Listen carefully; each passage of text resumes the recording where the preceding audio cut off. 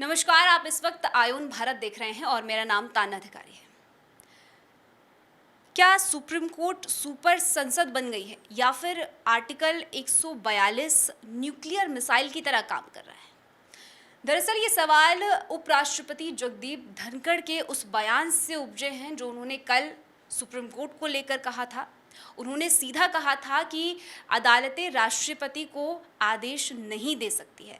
इसके बाद से ही देश भर में इस मुद्दे को लेकर चर्चा का दौर शुरू हो गया है और अब इस पूरे मामले पर देश के दो सबसे तेज तर्रार वकील कपिल सिब्बल और अभिषेक मनु सिंघवी ने अपना बयान देकर इस पूरी बहस को एक नया मोड़ दे दिया है।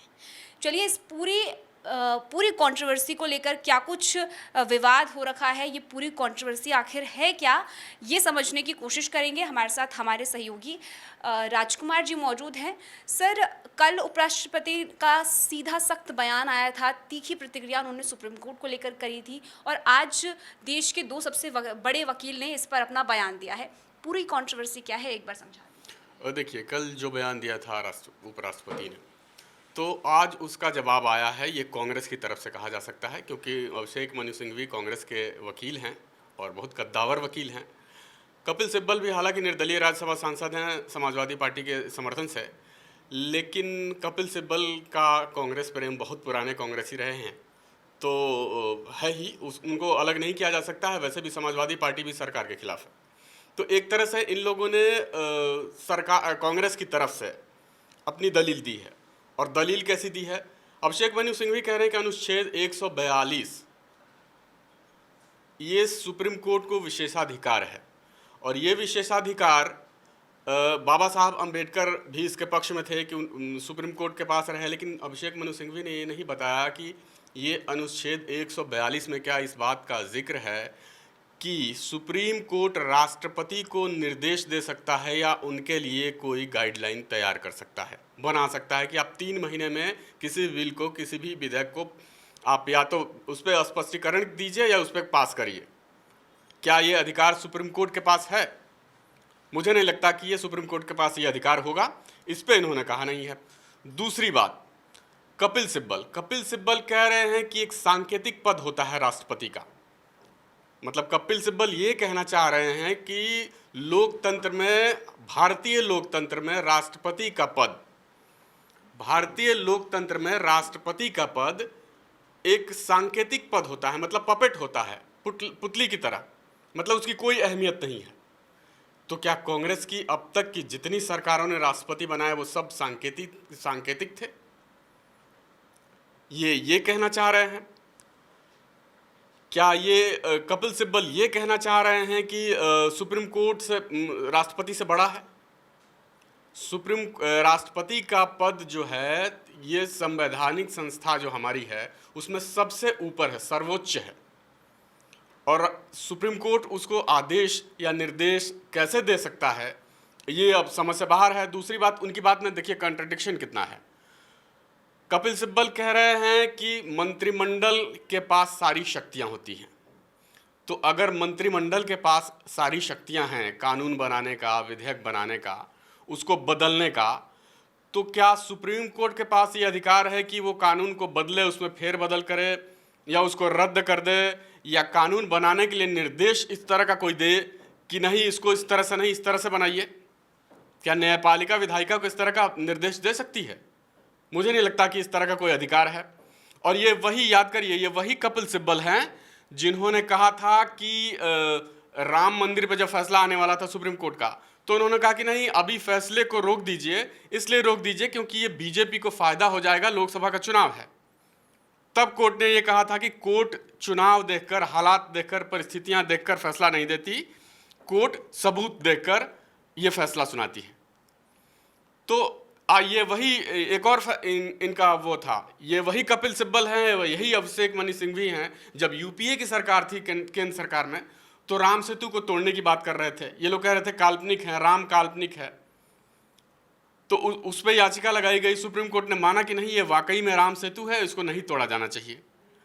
तो ये किस तरह की बात करते हैं अपने अपने फायदे के हिसाब से, और ये भूल रहे हैं, हालांकि उनको मालूम तो है अच्छी तरह से कि उपराष्ट्रपति जगदीप धनखड़ भी एक वकील रह चुके हैं, तो उनको आप इस तरह से नहीं बता सकते कि भाई क्या अनुच्छेद 142 की क्या शक्तियां हैं, क्या उसकी सीमाएं हैं और सुप्रीम कोर्ट उसके तहत क्या क्या कर सकता है और क्या नहीं कर सकता है, उन्हें अच्छी तरह मालूम है। इसी वजह से उन्होंने इस तरह सख्त लहजे में कहा था कि ये अनुच्छेद 142 ये सुप्रीम कोर्ट के लिए मिसाइल बन गया है, न्यूक्लियर मिसाइल बन गया है। तो मुझे लगता है कि ये दोनों वकील हैं, जाने माने हैं, अपनी वफादारी निभा रहे हैं। हालांकि बहुत बड़े वकील हैं, लेकिन ये बड़े बड़े मुद्दों पे मात खा चुके हैं। जबकि सरकार इनकी थी तब भी राम सेतु के मुद्दे पे ये लोग मात खा चुके हैं। दूसरा, राम मंदिर के मुद्दे पे बहुत लंबे टाइम से लड़ रहे थे ये लोग मुस्लिम पक्ष की ओर से, उसके बाद भी इनकी हार हुई थी। तो अभी ये इस पे अब उपराष्ट्रपति के कहने पे ये सवाल उठाना, हालांकि वकील है, उनका अधिकार है, वो बोल सकते हैं, मुझे नहीं लगता कि ये सही है। उपराष्ट्रपति का बयान जिस तरीके से कल आया और उस पर आज जो कपिल सिब्बल या मनोज सिंघवी का बयान देखें, तो श्रेयस, अगर इनके बयान पर नज़र डालें तो ये उनके अपोजिट जो है अपनी राय रख रहे हैं, उलट राय रख रहे हैं। क्या कारण है? क्योंकि दोनों का अगर हम बैकग्राउंड खंगालें तो कांग्रेस पार्टी से संबंध निकलते हैं, तो इस तरीके से क्या एंगल हमें दिख रहा है? देखिए, जो उनका ताज़ा बयान है, ज़रा मैं एक बार बयान आपको सुनाना चाहूँगा। जब केंद्र द्वारा नियुक्त राज्यपाल विपक्षी राज्यों में राजनीतिक एजेंट की तरह काम करे तो क्या कोर्ट चुप रहे? ये एक बड़ा सवाल उन्होंने कहा। और देखिए, विडंबना देखिए, आज ही जो वेस्ट बंगाल के जो गवर्नर हैं वो आए हैं आपके मुर्शिदाबाद में, और इस तरीके का बयान सामने आता है। तो मतलब ये क्या मैसेज है? राजनीति में अक्सर कहा जाता है कि मैसेज बहुत बड़ी चीज़ है, आप संदेश देते हैं। अभी जस्ट बंगाल में अभी राष्ट्रपति शासन लागू होने की बात हवा बात उड़ रही है, क्योंकि अभी गवर्नर जो है वहाँ पर जाकर के अपना सर्वे करेंगे, एक रिपोर्ट तैयार करेंगे, वो केंद्र सरकार को भेजेंगे, उसके बाद राष्ट्रपति तक जाएगी वो बात। उसके बाद कहा जा रहा है कि राष्ट्रपति शासन लागू होने की बात कही जा रही है। और आज ही कपिल सिब्बल जो है वो ये कहते हैं कि विपक्षी राज्यों में, यानी केंद्र से जो विपक्ष के राज्य हैं, टीएमसी हो गए फॉर एग्जाम्पल, वहाँ पर जो गवर्नर हैं वो एजेंट की तरह काम कर रहे हैं। ये तो बड़ी विडंबना वाली बात है। मतलब आप कांग्रेस छोड़ चुके हैं, लेकिन भाषा आपकी वही है, हिंदू विरोधी भाषा आपकी वही है। सुप्रीम कोर्ट के इतने बड़े वकील हैं, मतलब आप तो, आपके पास तो दो बड़े पद है ना। एक तो आप बहुत बड़े नेता हैं देश के, कांग्रेस पार्टी के, सबसे पुरानी पार्टी के आप बहुत बड़े नेता रहे हैं। उसके बाद आपने छोड़ भी दिया 2022 में उस चीज़ को। उसके बाद आप सुप्रीम कोर्ट के बहुत वरिष्ठ वकील हैं।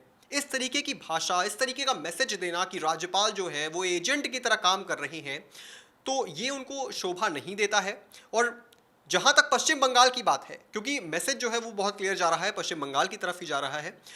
अगर वहाँ पर कुछ पाया जाता है, जिस तरीके से ममता बनर्जी भी घबरा गई कि भाई उन्होंने राज्यपाल से गुहार लगाई कि आप अभी कुछ दिन के लिए रुक जाइए, अभी आप मत जाइए। बहुत उन्होंने कोशिश की कि ये जो उनका वहाँ पर एक दौरा है मुर्शिदाबाद में गवर्नर का, वो टल जाए, लेकिन वो टला नहीं। उन्होंने बहुत कोशिश की। तो ममता बनर्जी भी क्या छुपाने का प्रयास कर रही हैं। और अब जब गवर्नर वहाँ पर जा चुके हैं, सीवी बोस उनका नाम है, वो वहाँ पर जा चुके हैं, तो इन लोगों को बहुत छटपटाहट है कि भाई कुछ ऐसा निकल कर सामने ना आ जाए, क्या पता कि रिपोर्ट में कुछ ऐसा ना आ जाए कि अब बंगाल में चुनाव भी है, उससे पहले तब तक के लिए राष्ट्रपति शासन लागू हो जाए।